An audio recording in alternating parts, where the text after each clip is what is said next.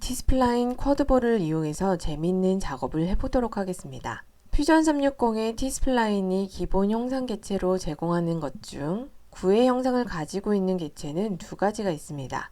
지난 시간에 사용해본 T스플라인 9가 그 첫 번째라면 다른 하나는 쿼드볼입니다. 결과 형상이 9로 같지만 가지고 있는 요소들의 구조가 다릅니다. T스플라인 9는 회전 구조를 가지고 쿼드볼은 T스플라인 상자와 같은 구조를 가집니다. 지금 보시는 것처럼 쿼드볼을 편집하여 T스플라인 상자로 손쉽게 바꿀 수가 있습니다. 함께 해볼까요? T스플라인 쿼드볼 명령을 실행합니다. 지름은 50, 스팬면은 2로 그대로 두고 대칭은 미러로 선택해 주겠습니다.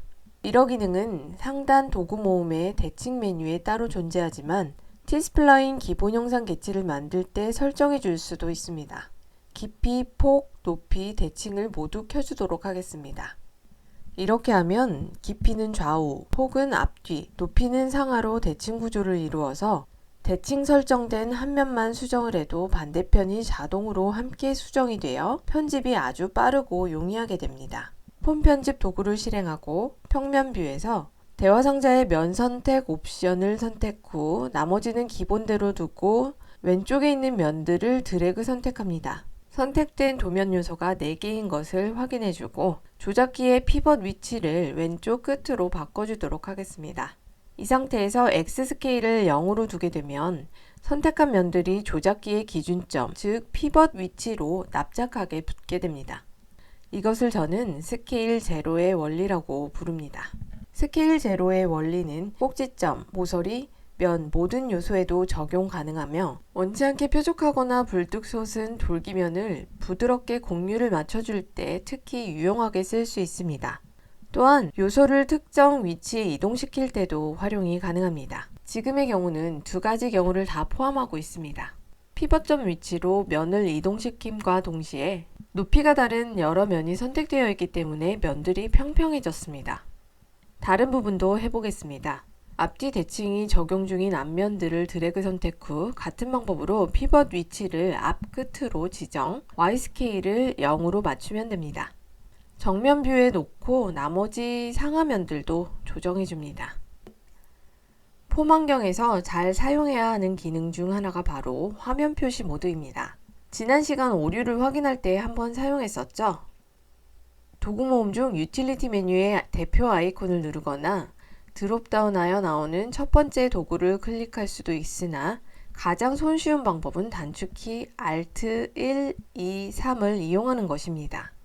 Alt 1은 각진 보기 모드이고 Alt 2는 혼합 보기 모드, Alt 3은 부드럽게 보기 모드입니다. T스플라인의 실제 영상은 부드럽게 보기 모드에서 보여지는 형상과 동일하기 때문에 주로 이 모드에서 작업을 하게 되지만 각진 보기 모드는 T스플라인 객체의 형상을 결정짓는 제어점 네트워크의 위치를 직선으로 연결하여 각지게 보여줌으로써 부드럽게 보기 모드에서는 확인이 잘 안되는 겹치거나 꼬인 면을 확실하게 볼 수 있기 때문에 T스플라인 모델링 중간중간 검토 과정에서 반드시 Alt 1, Alt 3을 전환해 가면서 수시로 확인할 수가 있습니다. Alt 2는 각진 보기 모드와 부드럽게 보기 모드를 동시에 볼 수 있는 모드입니다. 하나의 폼 환경에 2개 이상의 T스플라인 본체가 보여지는 경우에는 화면 표시 모드를 적용하고자 하는 본체 또는 본체의 요소 일부를 선택한 후 명령을 실행해야 합니다.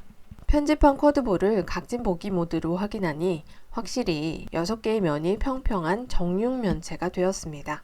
비교를 위해 같은 위치에 같은 사이즈의 T스플라인 상자를 만들어 보겠습니다.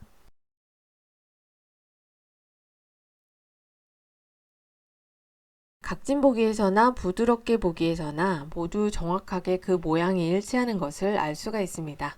이어서 쿼드볼로 하트를 만들어 보겠습니다. XY 평면상에 다시 새로운 쿼드볼을 꺼내옵니다.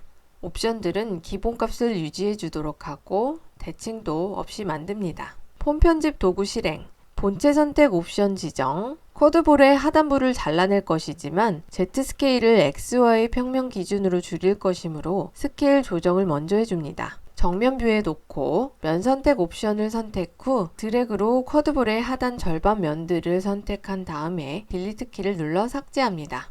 반응이 없습니다. 폼 편집 명령 실행 중에는 요소 선택 직후 항상 입력 필드가 활성된 상태이므로 이 상태에서 딜리트 키를 누르게 되면 입력 필드의 값을 삭제하게 됩니다. 이럴 때에는 대화 상자의 아무 옵션을 한번 클릭해 줌으로써 입력 필드에서 마우스 포인터가 벗어나기 때문에 요소를 삭제할 수 있게 됩니다.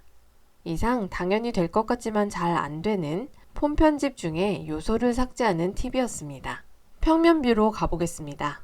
지난 시간에는 객체 생성 당시부터 대칭 기능을 적용해 주었지만 지금은 이미 만들어진 T스플라인 객체에 대칭 기능을 추가시켜 보도록 하겠습니다. 도구 모음의 대칭 메뉴 중 대표 아이콘은 미러 대칭입니다.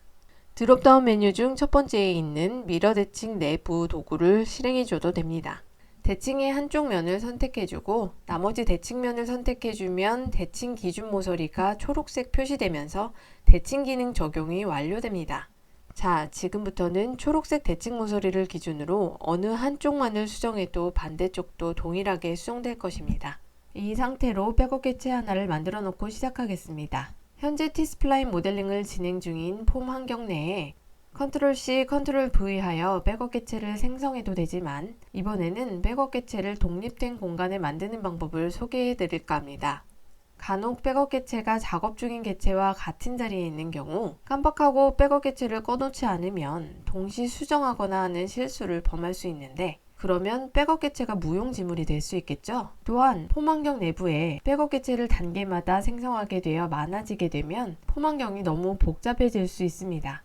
한 번에 T스플라인 모델링을 마친다면 백업 객체들은 한 번 꺼놓으면 되지만 이렇게 종료하고 변환된 솔리드 영상을 확인하는 작업을 반복하게 되면 폼 환경으로 재진입할 때마다 꺼놨던 모든 T스플라인 본체들이 다시 켜지기 때문에 매번 백업 객체를 일일이 꺼야 하는 번거로움이 발생하게 됩니다. 때문에 저는 백업 객체를 독립적으로 관리하기 위해 다음과 같은 방법을 추천드립니다. 백업을 하고자 하는 객체를 Ctrl+C로 복사 후 현재의 폼 환경을 종료하고 나옵니다. 그리고 새롭게 폼 작성 기능을 실행해 줍니다. 새로 열린 독립적인 폼 환경 내에 Ctrl+V로 백업 객체를 붙여 넣어 주는 것이죠. 이처럼 자주 사용될 백업 객체보다는 만일의 상황에 대비해 놓는 단계마다의 백업 객체들은 별도의 폼 환경에 보관해 두면 좋습니다.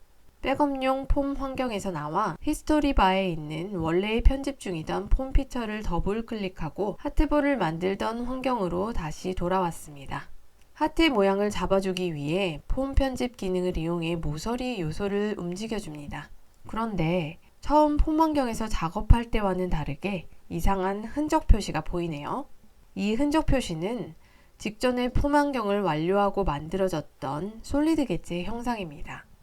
직전 형상을 참조하여 T스플라인 객체를 편집할 수 있도록 하는 퓨전 360의 지능적인 기능이지만 간혹 이것이 오히려 방해 요소가 될 수 있습니다. 이럴 때에는 폼 환경에 재진입하기 전 혹은 이미 재진입한 상태라면 다시 나가서 변환된 솔리드 객체를 꺼준 상태로 폼 환경으로 재진입하면 됩니다. 이렇게 모서리 3개의 이동만 가지고 하트의 형상을 쉽게 만들 수 있지만 위아래 가운데 모서리가 너무 뭉툭합니다. 지난 시간에 배운 기능 중 모서리 삽입을 통해 이를 해결해 보도록 하죠. 그 전에 백업 객체 하나를 만들어 놓고요. 가운데 모서리를 더블 클릭으로 루프 선택 후 수정 메뉴 모서리 삽입 기능을 실행합니다. 지난 시간에 했듯이 삽입 모드를 정확으로 놓고 확인을 누르니 원치 않는 모서리들이 너무 많이 생겼습니다. 정확하게 옵션은 형상을 유지하는 것에 우선하므로 컴퓨터는 이를 위해 어디든 얼마든 모서리를 추가할 수가 있습니다. T스플라인의 면수가 많아지면 편집하기 어려워지기 때문에 지금의 상황은 T스플라인 모델링의 후반 단계가 아니라면 피해가는 것이 좋습니다.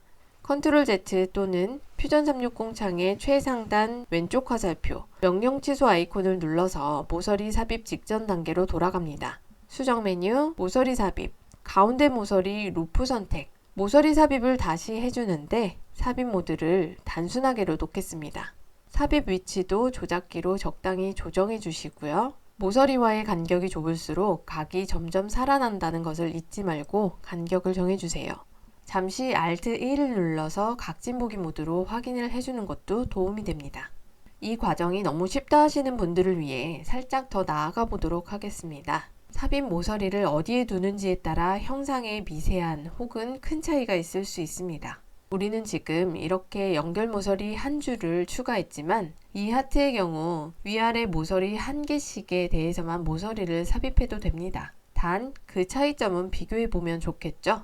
아까 만들어 두었던 백업 개체를 복사해서 사용하도록 하겠습니다. 평면 뷰에서 모서리 삽입은 떨어진 2개 이상의 모서리에는 동시에 적용되지 않기 때문에 위아래 각각 수행해 주어야 합니다.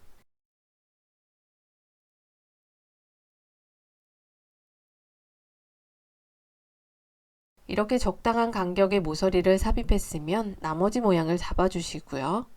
평면뷰에서는 연결된 한 줄을 모서리 삽입한 모습이나 지금처럼 위아래 모서리만 삽입한 모습이나 별 차이가 없습니다. 하지만 정면뷰에서 매끄러운 곡면 모양을 잡아주게 되면 그 차이를 알 수가 있습니다.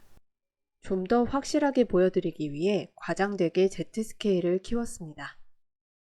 모서리 수가 적을수록 형상을 잡아주는 데에는 한계가 있겠죠. 가운데 모서리가 더 있는, 조정할 모서리가 더 있는 이 하트에 더 자연스러운 곡면을 만들어낼 수가 있는 것이죠.